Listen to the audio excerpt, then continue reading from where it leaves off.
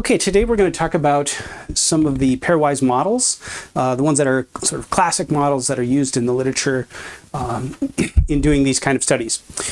And they provide great insight into the physical chemistry of gases and liquids.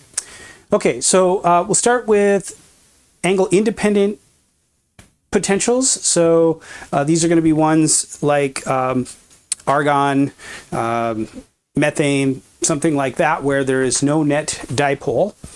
And then we will talk about some angle-dependent ones, and we'll focus just on dipolar angles.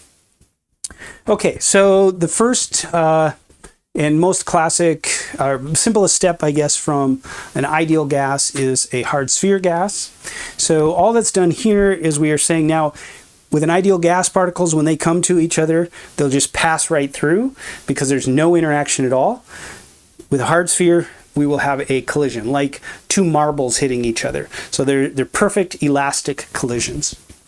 So to represent the potential energy of interaction, it takes an infinite amount of energy to compress these two guys, and then as soon as they're not touching, there's no interaction at all.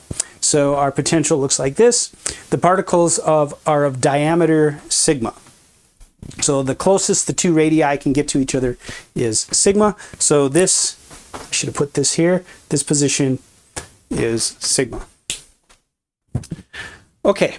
Now let's add a softness to the hard sphere. So not a hard sphere, but a repulsive inverse law spheres.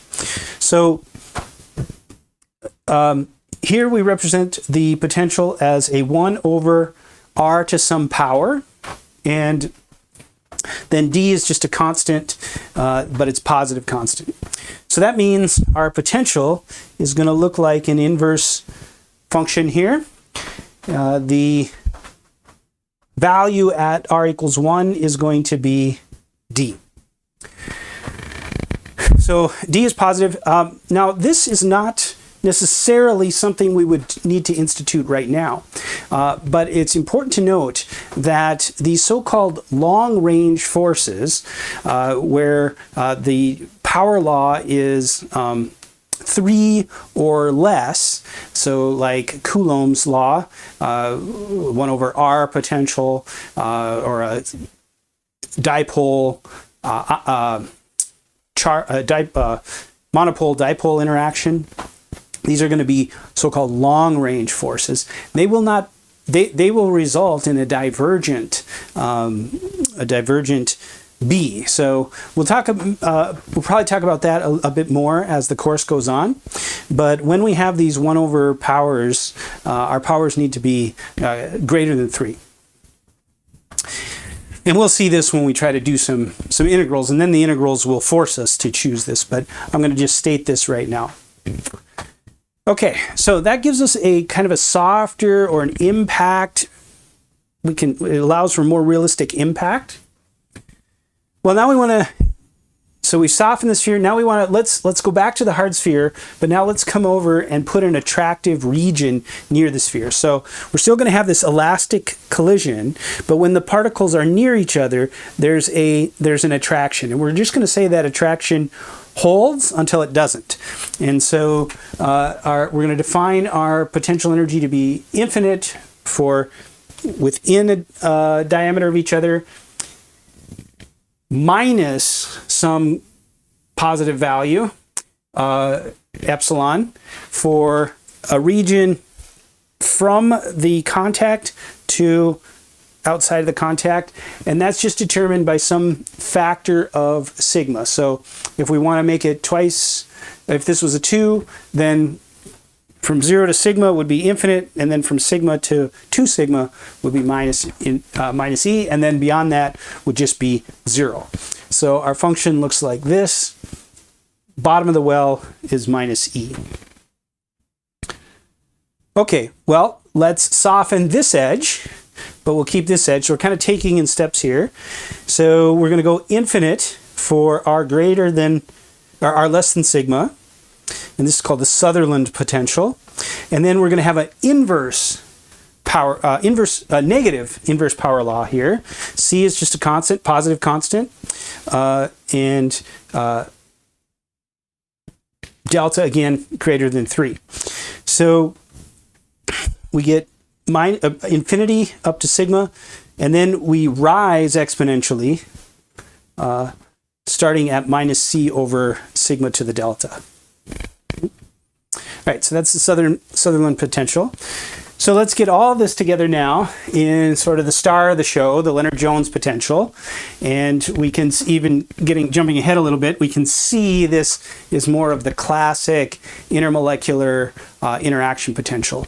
And the physical chemists have gotten a lot of mileage out of the Lennard-Jones potential. There's numerous papers that involve the Lennard-Jones potential.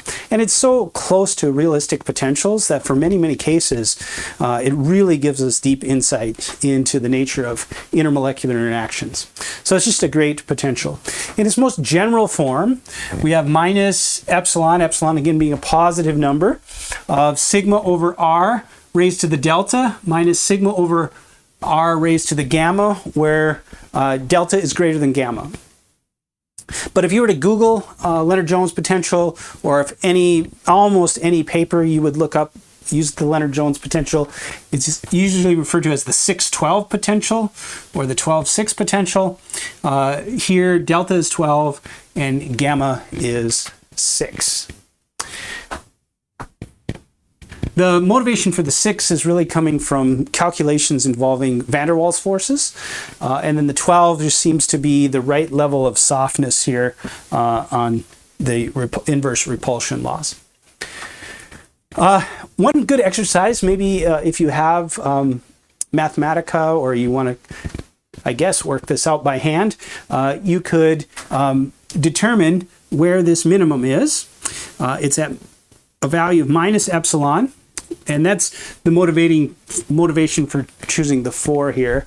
And then it is at at sigma, when r is equal to sigma, the potential is 0. So that's its first 0 crossing. The minimum occurs at 2 to the 1/6 sigma, so not much further. And then it rises up again and never crosses 0, just exponentially goes to 0 or approaches 0. Okay, so that's the Lennard-Jones potential, sort of the quintessential model intermolecular potential in physical chemistry. But we want to sometimes model the interaction of dipoles, and none of this would really do that effectively. So we need an angle-dependent interaction, and Keesum actually way back in 1912, so quite some, many, almost 110 years ago, the idea here is that we use a hard sphere model, and then we make the spheres hold a dipole. So they're not distorted in shape, they're just a sphere, they hold a dipole. Now, others have used geometric shapes, which we won't go into here, where you might have a football-shaped object or a pancake-shaped object, something like that. But here we're talking about explicitly adding a dipole of strength mu, so mu being the dipole here. And so our dipole-dipole interaction is going to be mu squared over 1 over r to the third. That's sort of, if we were to work out the dipole-dipole interaction, we get a 1 over r cubed potential times this angle function g, which is just a careful working out of the angle relationships here. And we can see here that g ranges from 2 to minus 2. So when theta is equal to 0 in both cases, then this is 1 and 1, this is 2. This whole term would be 0. So the biggest this can be is 2, and then of course when these are 0 and pi, then this would be minus 2, and everything in between there. Okay, well, if Lennard-Jones is the star of the show, it's a little unfair to the Stockmeyer potential, because the Stockmeyer potential has the Lennard-Jones potential in it, and it adds on the Keesom dipole potential. So it really captures both the non-dipolar part with a Lennard-Jones potential, and then treats the dipole in a Keesom-like way. So the G here is the same as used up in the Keesom, and we see here we have the Lennard-Jones part of things right here. So this bit is Lennard-Jones, and this bit is Keesom. If we let the dipole strength go to 0, then we recover the Lennard-Jones potential. All right, so these are key intermolecular pairwise potentials, and we will be developing our connection of these to the second virial coefficient now coming up.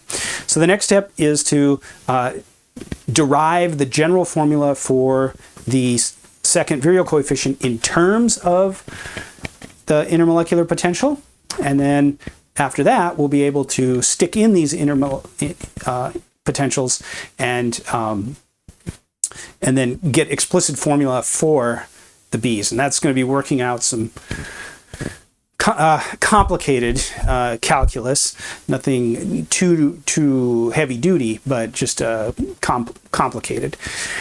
And then we'll be able then to make a connection to thermodynamics, and because we have the models worked out, we'll be able to talk about thermodynamics from the perspective of these models. So a nice connection between macroscopic scale thermodynamics and the microscopic scale intermolecular potential, which I guess if you had to sum up PChem in one process, that would be a good candidate for that. How do we understand what we see in the laboratory based on the interaction between molecules?